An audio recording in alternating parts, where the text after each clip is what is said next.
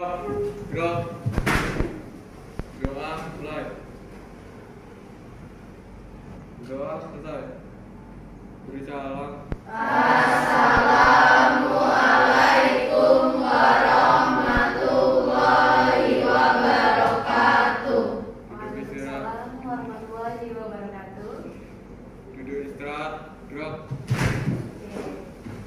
Selamat siang semuanya. Siang. Gimana kabarnya? Alhamdulillah baik.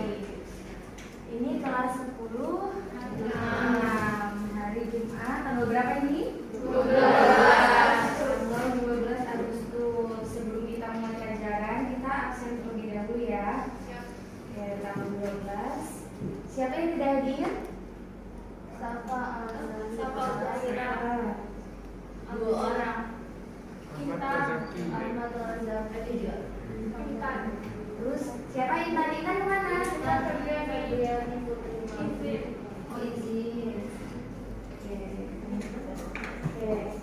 Jadi sekarang mata pelajaran apa? Sejarah. Minggu kemarin belum masuk ya. Kelas kalian tertinggal satu materi. Oke. Jadi kakak ulas terlebih dahulu. Materi kemarin yaitu mengenai pengertian dan ruang lingkup dari sejarah. Ada yang udah tahu apa sih itu sejarah? Apa? Angkat tangan. Sejarah adalah kejadian masa lalu, silsilah atau turunan peristiwa yang ada di masa lalu, cerita yang ada di masa lampau, Ruang, tempat, tokoh, dan waktu. ruang, tempat, tokoh, dan waktu. Oke. Ya, jadi sejarah itu memiliki pengertian sebagai suatu peristiwa yang benar-benar terjadi yang ada di masa lampau. Maka dari itu, sejarah itu memiliki arti yang luas. Nanti kalian bisa cari referensi baik di buku, di Google, itu bisa. Pengertian sejarah itu apa sih? Biar kalian belajar mengenai sejarah itu secara lebih lanjut, lebih banyak gitu. Kalian bebas. Jadi belajar itu tidak hanya terpaku sama gurunya. Jadi kalian bisa belajar secara mandiri gitu. Hari ini kita akan belajar mengenai hakikat dan penelitian sejarah. Jadi bisa diperhatikan. Hakikat dan penelitian sejarah. Jadi perlu kita ketahui bersama bahwa hakikat sejarah itu memiliki dua pengertian menurut Sartono Kartodirjo. Siapa sih Sartono Kartodirjo itu, Kak? Siapa, ada yang tahu? Sejarawan Indonesia. Oke. Beliau mengungkapkan bahwa pada hakikatnya sejarah itu memiliki dua pengertian. Nah, yang pertama adalah sejarah objektif.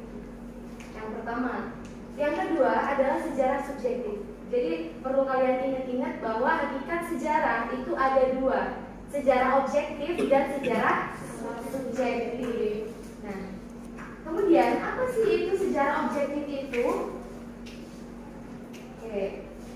Jadi sejarah objektif yaitu peristiwa masa lampau apa adanya. Jadi maksudnya sejarah objektif itu peristiwanya, peristiwa yang terjadi pada masa itu. Misal peristiwa G30 SPKI. Sejarah objektifnya seperti apa? Ya peristiwanya, peristiwa yang terjadi pada saat itu yang tidak mungkin bisa diulang kembali. Terus kalau ada pertanyaan, tapi setiap 17 Agustus diperingati sebagai hari kemerdekaan, ya kan? Ya. Itu bukan mengulang sejarah, tapi mengenang dari apa yang terjadi pada saat itu. Gitu ya. Nih misal nih, gambar yang pertama apa? Proklamasi. Iya, pembacaan teks proklamasi. Siapa itu? Iya, betul. Yang kedua, ada yang tahu gambar apa itu? Itu adalah peristiwa atau kejadian pada waktu itu yang namanya apa? Bandung. Itu merupakan peristiwanya. kejadian yang terjadi apa adanya yang ada pada saat itu. Nah, kemudian selanjutnya sejarah subjektif. Apa itu sejarah subjektif? Jadi berbeda dengan sejarah objektif tadi. Kalau sejarah subjektif itu hasil dari rekonstruksi atau penafsiran dari sejarawan. Sejarawan itu siapa sih? Yang tahu sejarah, yang ada di peristiwa itu namanya sejarawan. Bukan. Orang yang tahu, orang yang meneliti sejarah. Iya betul. Jadi sejarawan itu orang yang melakukan penelitian sejarah. Dia mengkaji sejarah secara lebih dalam. Itu namanya sejarawan. Jadi kalau yang tadi sejarah objektif itu adalah peristiwanya, tapi kalau yang subjektif itu adalah penafsirannya atau tulisan-tulisannya. Misal nih beberapa buku apa? Isinya apa? Sejarah. Tapi kan bukan peristiwanya di situ, tapi merupakan hasil dari penafsiran dari sejarawan. Bisa bedain? Bisa. Oke. Baik. Hakikat sejarah tadi. Sekarang penelitian sejarah. Penelitian sejarah ada yang tahu apa namanya arti atau pengertian dari penelitian sejarah? Angkat tangan.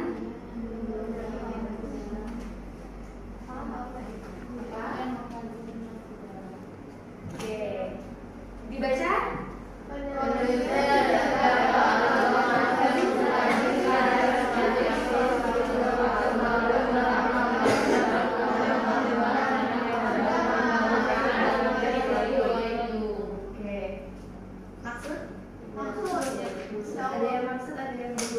Jadi penelitian sejarah itu adalah suatu proses pengkajian, penelitian ya, proses mengkaji secara sistematis suatu peristiwa, tentunya yang ada pada masa lalu ya.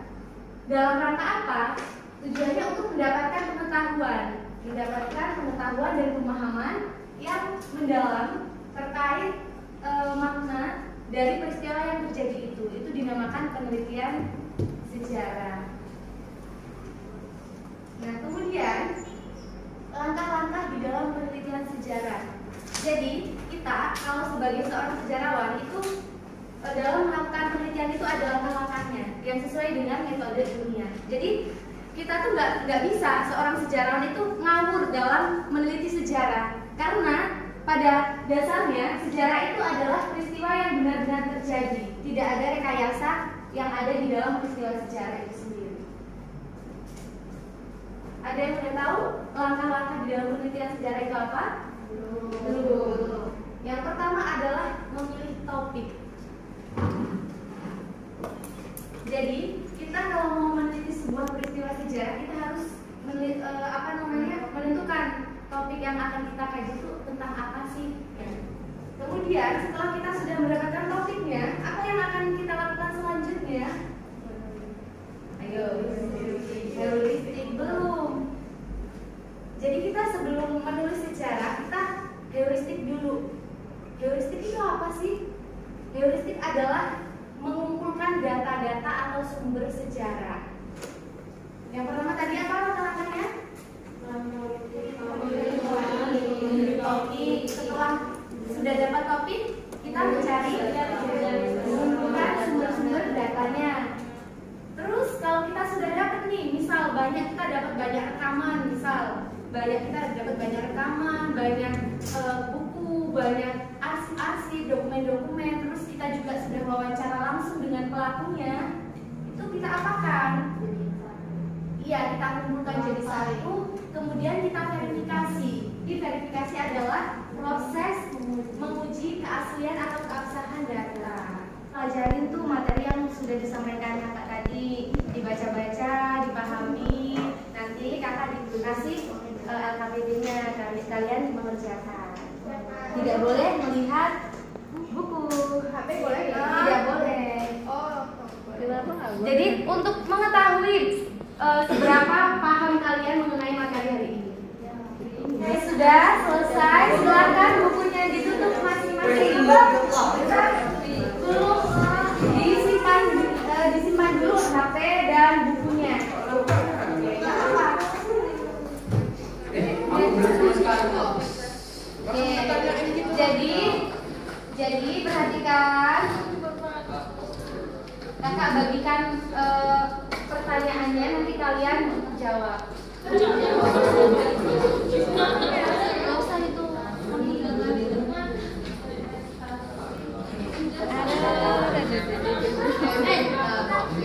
Nah, sudah pegang ini semua?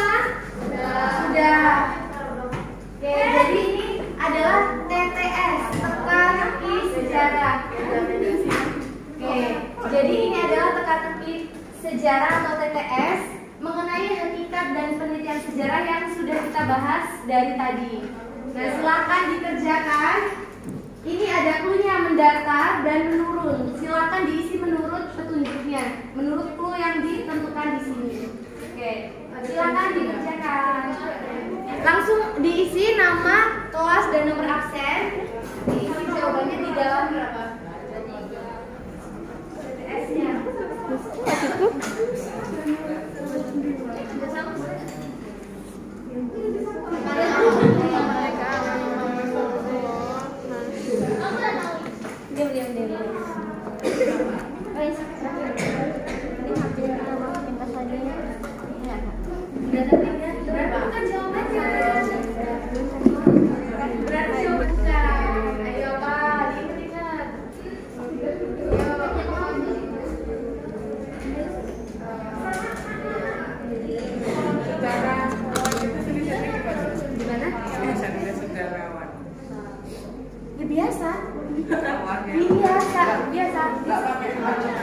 Enggak dong, sejarawan.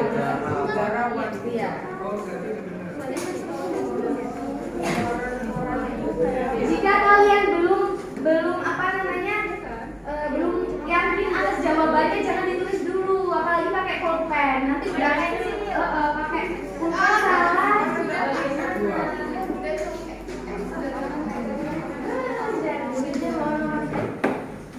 Mudah kan pertanyaannya? Mudah. Coba tadi nomor 1, proses penafsiran data oleh sejarawan dalam penelitian sejarah disebut proses penafsiran data. Interpretasi. Oke, yang jawab itu tadi betul. Jangan lupa jawabannya. Terus nomor 2, proses pengumpulan data dalam penelitian sejarah.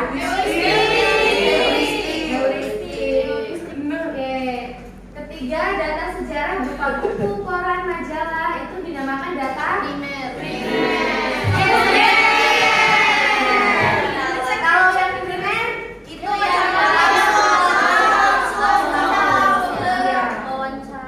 wawancara langsung dengan pelaku sejarah.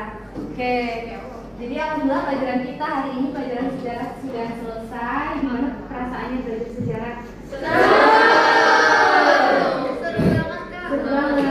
Oke, berarti kedepannya harus tetap semangat walaupun nggak sama kakak atau dimasuki guru lainnya, harus tetap semangat ya belajar sejarah. Oke, baiklah, mungkin cukup dari kakak. Minggu depan kita belajar materi yaitu mengenai ruang lingkup sejarah. Jadi kakak harapkan sebelum kakak memberikan materi ke kalian besok, kalian harus sudah punya bekal. Oke, siap?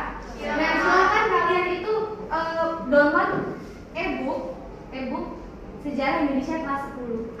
K13 nggak apa-apa. Isinya sama aja. Kalau belum punya nggak apa-apa. Yang belum punya silahkan di-download ya. Buat belajar kalian di rumah. Jadi nggak cukup hanya gurunya yang menyampaikan di depan. Paham? Oke, baiklah. Itu saja mungkin dari kakak. Terima kasih atas partisipasinya kalian semua. Kelas ini keren banget. Antusiasnya kakak acungi jempol.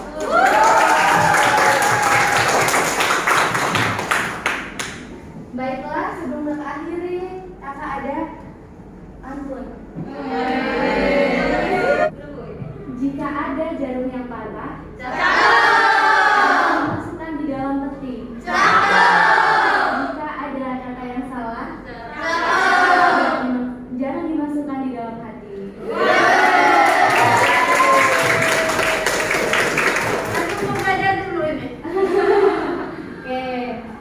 Jalan-jalan ke kota jangan lupa beli alpukat. Jangan